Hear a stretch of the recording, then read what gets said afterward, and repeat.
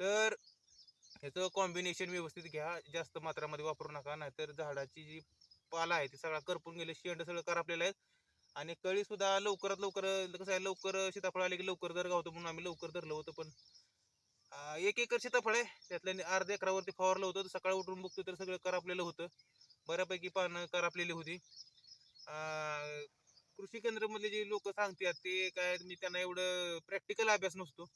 त्याने अंदाजे सांगायचं बाबा एवढं फवारा तेवढं फवारा, आपण त्यांचं ऐकून फवारत बसतो आणि काय काय वेळेस त्यांचं पण चुकतं. असू दे, आपली प्रयोगशाळा आहे, करत राहायचं, चुकत राहायचं, चुकतून शिकत राहायचं. काय केलेलं चांगलं, कुठलं औषध काय, हे 2-3 वर्षामध्ये आपल्याला अनुभवानं कळून जातं. त्यामुळं जरी एखाद्या वेळेस साईड इफेक्ट झाला, काय झाडं खराब झाली, काय झालं, पानगळ होती, त्यावेळेस कळी तुटून पडते, काळी पडते. आता हे जे मारलं होतं हे आपले जे तुडतुडे म्हणतो आपण,